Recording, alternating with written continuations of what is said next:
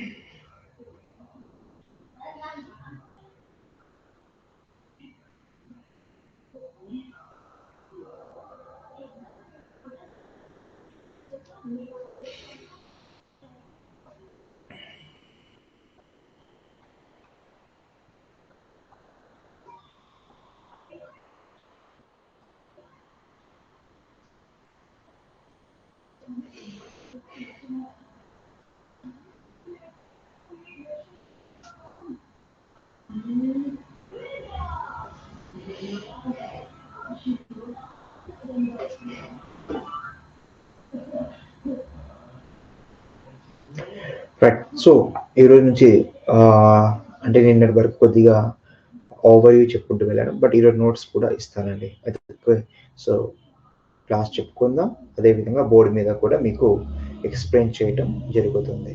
Okay officers, right. So Sindhu నాగరికత, Indus valley civilisation. మరి ఈ సింధు నాగరికత కాలం ఎప్పటి నుంచి ఎప్పటి వరకు కొనసాగింది అంటే క్రీస్తుపూర్వం 2250 సంవత్సరాల నుంచి క్రీస్తుపూర్వం 1750 సంవత్సరాల వరకు. ఓకే, అదేవిధంగా ఈ యొక్క కాలం గనక గమనిస్తే ఇక్కడ ప్రధానంగా ఏమంటారు, కొన్ని పుస్తకాలలో 2000 సౌండ్ కంకరవడం 2500 నుంచి 1500 సంవత్సరాలకు కొనసాగిందని, మరికొంతమంది 2500 నుంచి 1750 వరకు కొనసాగిందని చెప్పటం జరుగుతుంది. సో మరి సింధు నాగరికతకు సంబంధించినటువంటి అంశాలు గమనిస్తే ఈ సింధు నాగరికత ప్రపంచంలో 3వ నాగరికతగా ప్రసిద్ధికెక్కింది. భారతదేశంలో మాత్రం మొదటి నాగరికత. అదేవిధంగా ప్రపంచంలో మొదటి నాగరికత మెసపటోమియా. మరి ప్రపంచంలో 2వ నాగరికత ఈజిప్ట్. మరి సింధు నాగరికత యొక్క కాలాన్ని కంచు యుగం లేదా తామ్ర యుగం అని కూడా పిలవటం జరుగుతుంది. మరి ఈ నాగరికతపై తవ్వకాలు జరిపినటువంటి తొలి వ్యక్తి కొనింగ్హామ్ అని చెప్పుకోవచ్చు. ఆ తర్వాత ఈ నాగరికతకు సింధు నాగరికత అని పేరు పెట్టింది సర్ జాన్ మార్షల్. మరి ఈ సింధు నాగరికత యొక్క విస్తీర్ణం కనుక గమనిస్తే 13 లక్షల చదరపు కిలోమీటర్ల విస్తీర్ణం కలిగి ఉంది. మరి వీరి కాలంలో అమ్మ తల్లిని ప్రధాన దేవతగా ఆరాధించారు. రావి చెట్టుని ఇక్కడ ఆరాధించారు, అశ్వత్థ వృక్షం అంటారు. అదేవిధంగా పావురాన్ని కూడా వీళ్ళు పూజించడం జరిగింది. Okay officers, few seconds.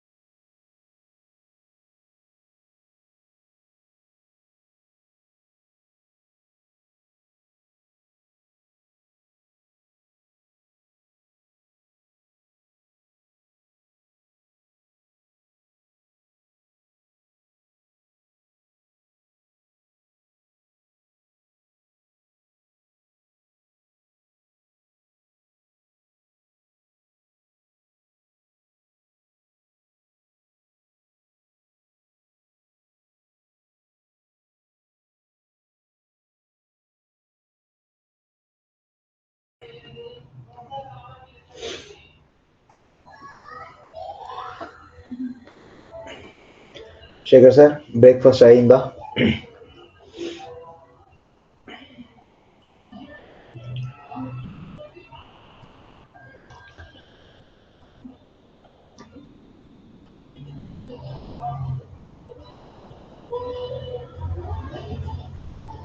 So మరి వీరి కాలంలో మూపురం కలిగినటువంటి జంతువుని పూజించారు.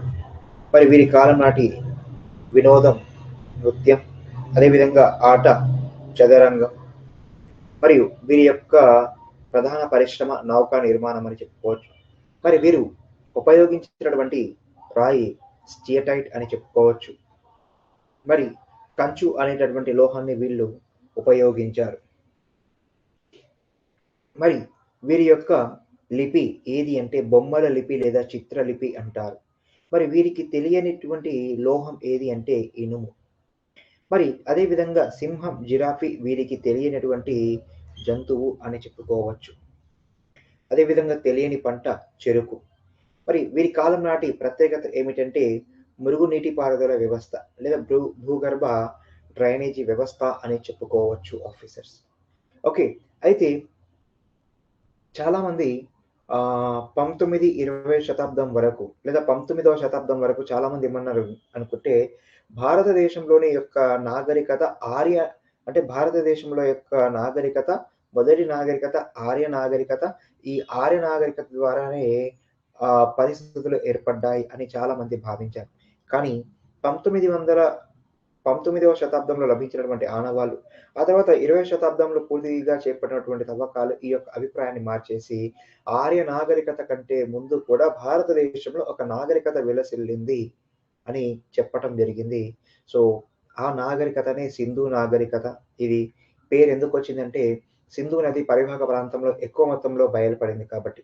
మరి హరప్పా నాగరికత అన్న పేరు ఎందుకు వచ్చింది అంటే ఈ తవ్వకాలు ముందుగా చేపట్టింది హరప్పా నగరంలోనే కాబట్టి ఈ రకంగా ఈ పేర్లు రావటం జరిగింది. ఓకే, మరి కంచు యుగ నాగరికత అని ఎందుకన్నారు అంటే ఇది కంచు యుగానికి చెందడమే కాకుండా ఈ కాలంలో కంచుని విరివిగా ఉపయోగించారు. Okay right. అదేవిధంగా మూల భారతీయ నాగరికత అన్నారు. ఎందుకు అన్నారు అంటే ఇది మన భారతదేశంలో తొలి నాగరికత కాబట్టి మూల భారతీయ నాగరికత అన్నారు. ఆ తర్వాత ఈ నాగరికతను అక్షరాస్యత కలిగినటువంటి నాగరికత అన్నారు. ఎందుకంటే వాళ్ళు ఇక్కడ చక్కగా తమ యొక్క లిపిని కలిగి ఉన్నారు. దాదాపు 400 అక్షరాల కంటే కూడా ఎక్కువగా కలిగి ఉన్నారు. కాబట్టి దానితోటి వీరు ఒక చక్కటి లిపిని ఏర్పాటు చేశారు. అందుట్లో కొన్ని చిత్రాలు కూడా ఉన్నాయి. అది మనకు అర్థం కాకపోయినంత మాత్రాన వాళ్లకు చదువు రాదు అనేటటువంటి అభిప్రాయాన్ని ఏర్పాటు చేసుకోరాదు. ఓకే, ఇప్పుడు ప్రాచీన యుగాన్ని ఏమంటారు అంటే లిపి లేని యుగం అంటారు. లిపి లేని యుగాన్ని ప్రాచీన చారిత్రక యుగం అంటారు. అదేవిధంగా లిపి ఉండి అర్థమైనటువంటి కాలాన్ని చారిత్రక యుగం అంటారు. లిపి ఉండి అర్థం కానటువంటి యుగాన్ని సంధికాలపు యుగం అంటారు. దీనిని గుర్తుపెట్టుకోవాలి. అదేవిధంగా పట్టణ నాగరికత అని పిలిచారు. ఎందుకు? సో ఈ నాగరికత ప్రధానంగా పట్టణాలలోనే కనిపించడం జరుగుతుంది. వీరి కాలంలో పట్టణాలు ఎక్కువగా విలసిల్లటం జరిగింది, ఎక్కువగా ఆవిర్భవించాయి. అంతేకాకుండా దక్షిణ ఆసియాలో ఉద్భవించినటువంటి తొలి పట్టణ నాగరికతగా ఇది ప్రసిద్ధికి ఎక్కింది. ఓకే, మరి సింధు నాగరికతకు సంబంధించినటువంటి ఆనవాళ్ళు ఎలా బయలుపడ్డాయి అనేది గమనిస్తే సో సింధు నాగరికత వెలుగు చూడడానికి ప్రధాన ఆధారాలు పురావస్తు ఆధారాలు. ఫర్ ఎగ్జాంపుల్ ఇక్కడ కొన్ని విషయాలు కనుక గమనిస్తే చార్లెస్ మాన్సన్ అనేటటువంటి బ్రిటిష్ అధికారి, ఈయన క్రీస్తు శకం 1826లో హరప్పా దిబ్బలను కనుగొనడం జరిగింది. ఆ తర్వాత భారతదేశంలో బ్రిటిష్ వారు చేపట్టినటువంటి నిర్మాణాత్మకమైనటువంటి కార్యక్రమాల్లో రైల్వేలు ఒకటి. ఈ రైల్వేలు చాలా చోట్ల ఏర్పాటు చేయడం జరిగింది.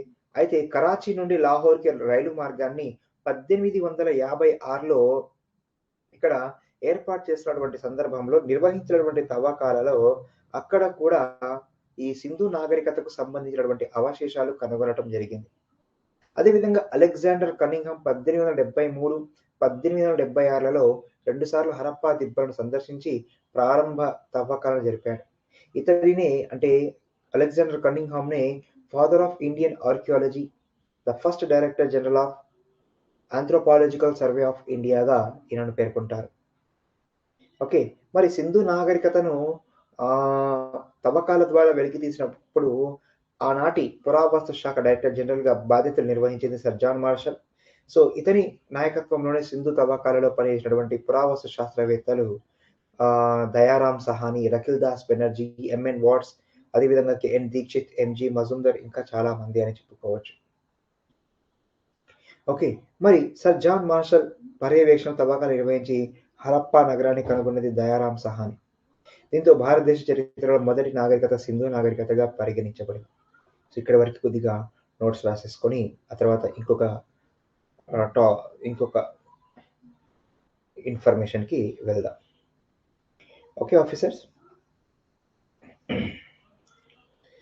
ఓకేనా సార్? శేఖర్ సార్?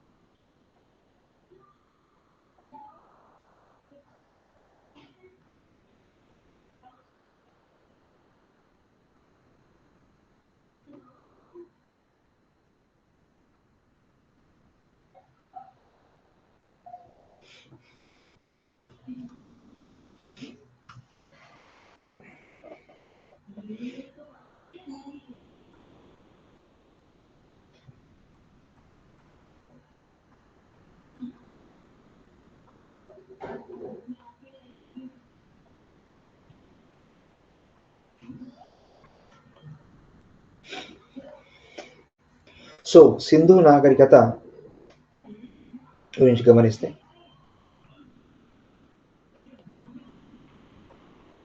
ప్రపంచంలో 3వ నాగరికత. ఓకే రైట్, సింధు నాగరికత.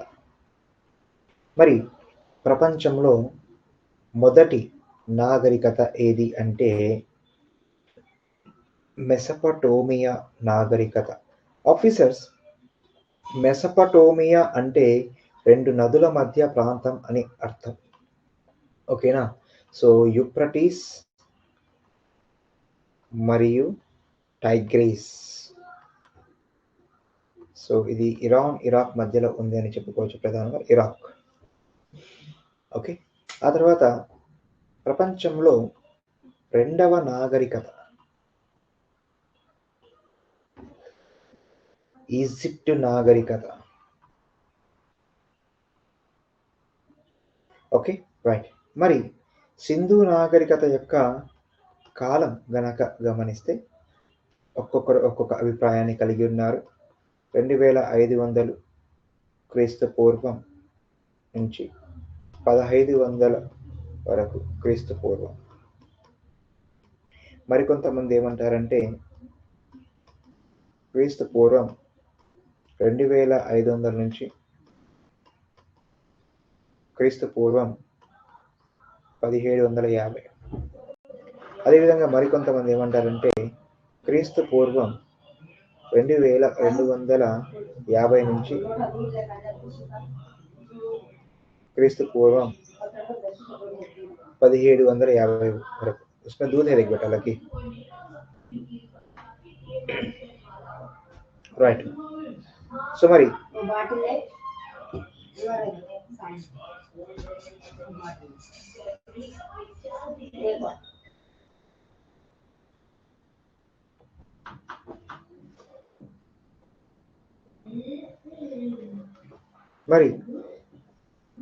సింధు నాగరికతను కంచు యుగం అని పిలిచారు.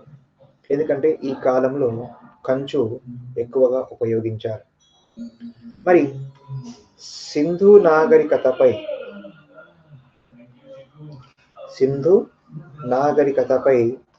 తవ్వకాలు తవ్వకాలు జరిపింది. ముందుగా ప్రధానంగా గమనిస్తే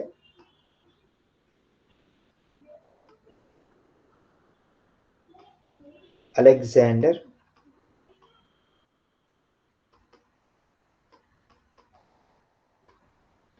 కన్నింగ్హామ్. Okay, right. మరి సింధు నాగరికతకు పేరు పెట్టినటువంటి వ్యక్తి sir John Marshall. Sir John Marshall. Okay, మరి ఇక్కడ సింధు నాగరికత యొక్క విస్తీర్ణం గనక గమనిస్తే 13 లక్షల చదరపు కిలోమీటర్లు. ఓకే, అదేవిధంగా వీరి కాలం నాటి ప్రధాన దేవత అమ్మ తల్లి. అదేవిధంగా ప్రధానంగా ఆరాధించినటువంటి చెట్టు రావి చెట్టు. దీనిని అశ్వత్థ వృక్షం అంటారు.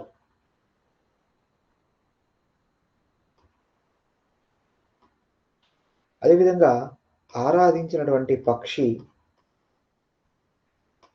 పావురం అని చెప్పుకోవచ్చు అధ్యక్ష. Okay, right. మరి వీరి కాలంలో పూజించినటువంటి జంతువు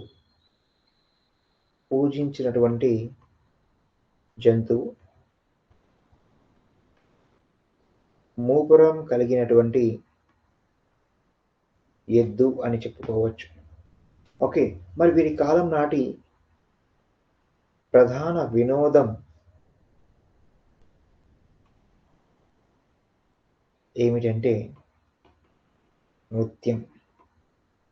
అదేవిధంగా ప్రధాన ఆట ఏది అంటే చదరంగం.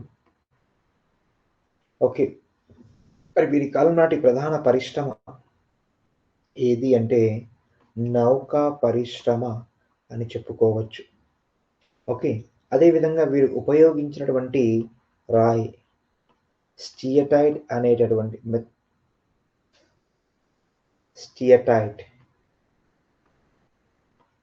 మెత్తటి రాయి. ఓకే, అదేవిధంగా వీరు వినియోగించినటువంటి లోహం కంచు లేదా తామ్రం.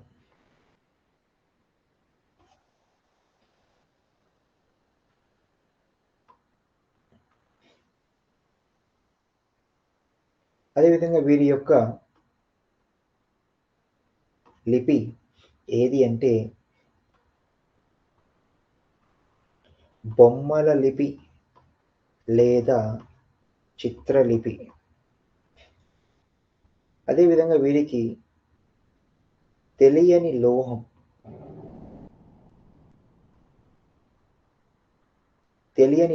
ఏది అంటే ఇనుము. ఓకే,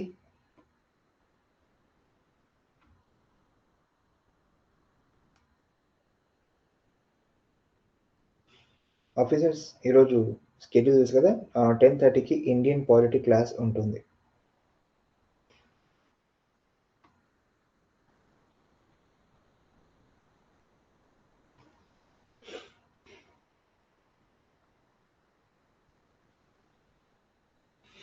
తెలియని లోహం ఇనుము. అదేవిధంగా వీరికి తెలియని జంతువు సింహం మరియు జిరాఫీ. వీరికి తెలియదు. ఎవరికి? సింధు నాగరికత ప్రజలకు. అదేవిధంగా వీరికి తెలియని పంట చెరకు. ఓకే, అదేవిధంగా వీరి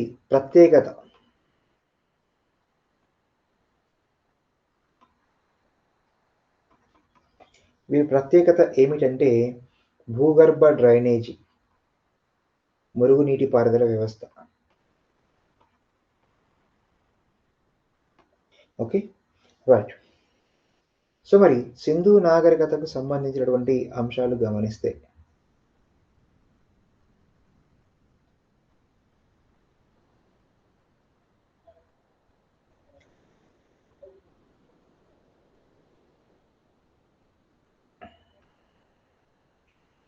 సింధు నాగరికతకు సంబంధించినటువంటి అంశాలు గనక గమనిస్తే ఆఫీసర్స్, ఇది భారతదేశంలో అత్యంత పురాతన నాగరికత.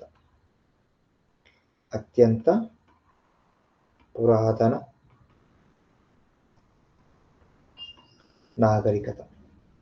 ఓకే, మరి ఈ సింధు నాగరికతకు ఇతర పేర్లు గనక గమనిస్తే, ఓకే, సో ఎందుకు ఇతర పేర్లు ఏమిటి? హరప్పా నాగరికత, హరప్పా నాగరికత అన్నారు. ఎందుకు? మొదటగా ఈ నాగరికత ఆనవాళ్ళు ఇక్కడే లభించాయి కాబట్టి.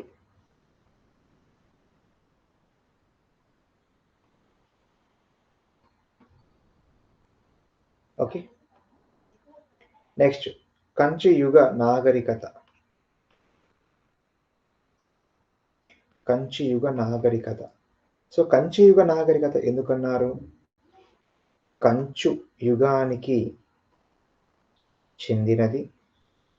అదేవిధంగా కంచు అనేటటువంటి లోహాన్ని ఎక్కువగా ఉపయోగించారు కాబట్టి.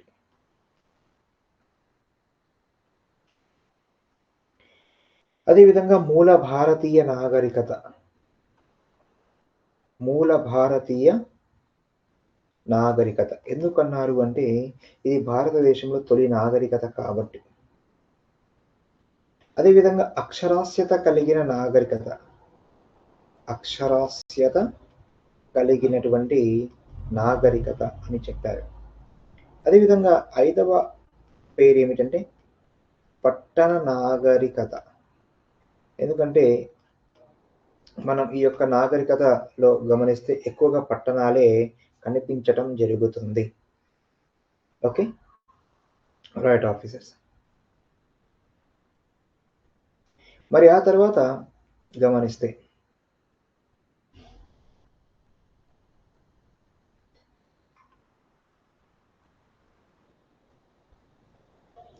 సింధు నాగరికత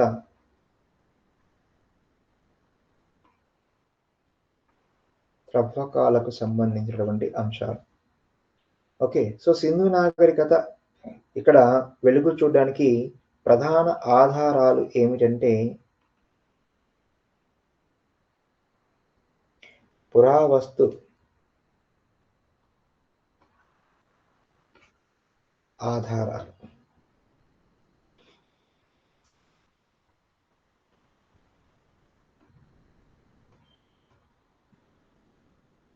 దీనికి గల ఇతర పేర్లు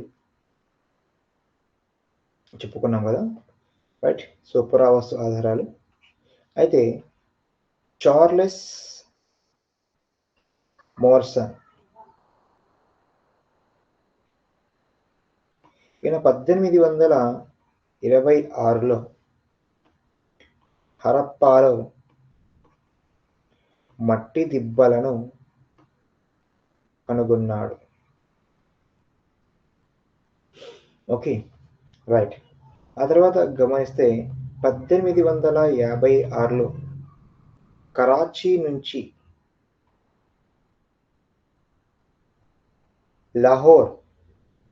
లాహోర్కు ఇక్కడ రైలు నిర్మాణ సమయంలో జేమ్స్ మరియు బర్టన్, సో వీళ్ళు కూడా సింధు నాగరికత అవశేషాలు కనుగొన్నారు. ఓకే, ఆ తర్వాత అలెగ్జాండర్ కన్నింగ్హామ్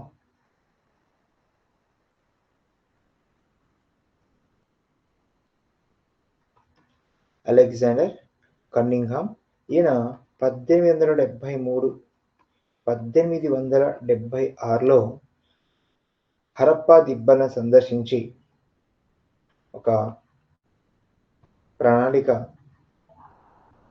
తయారు చేసుకున్నాడు. ఓకే, అలెగ్జాండర్ కన్నింగ్హామ్ని ఏమని పిలవటం జరుగుతుంది అంటే father of Indian archaeology.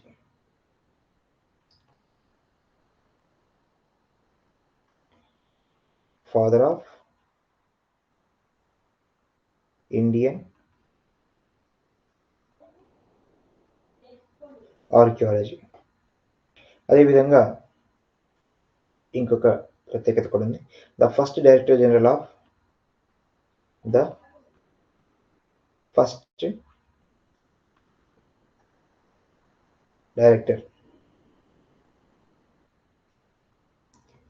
Of ASI, Anthropological Survey of India. Anthropological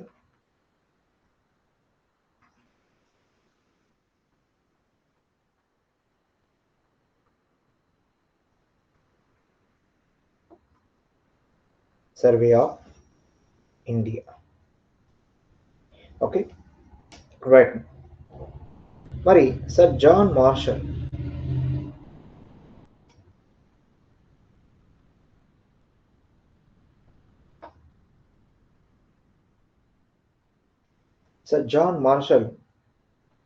Sindhu నాగరికతను వెలికి తీసినప్పుడు ఈయన అప్పటి పురావస్తు శాఖ డైరెక్టర్ జనరల్.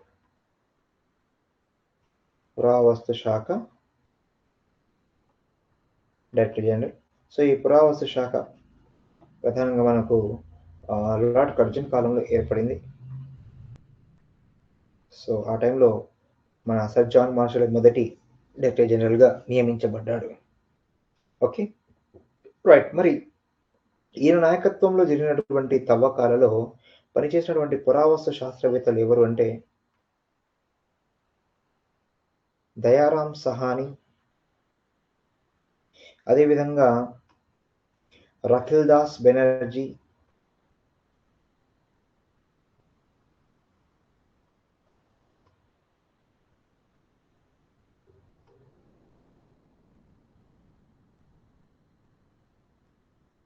అదేవిధంగా ఎంఎన్ వాట్స్,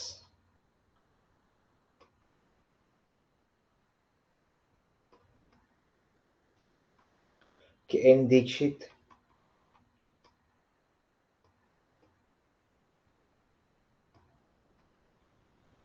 ఎంజి మజుందార్ లేదా ఆర్సి మజుందార్ అని కూడా గమనించారు.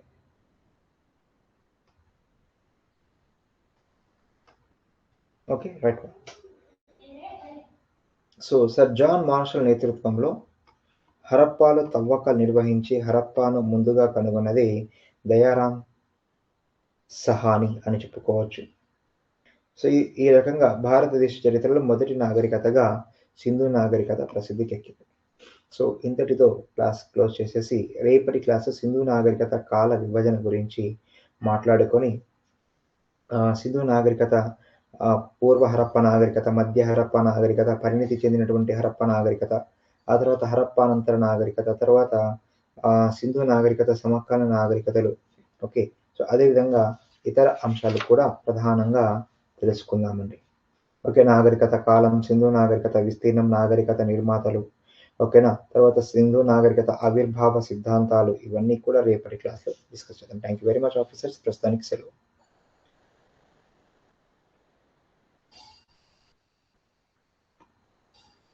ఓకేనా Shekhar sir? Within 2 minutes మనం ఇండియన్ పాలిటీ స్టార్ట్ చేసేద్దాం. Right, thank you very much.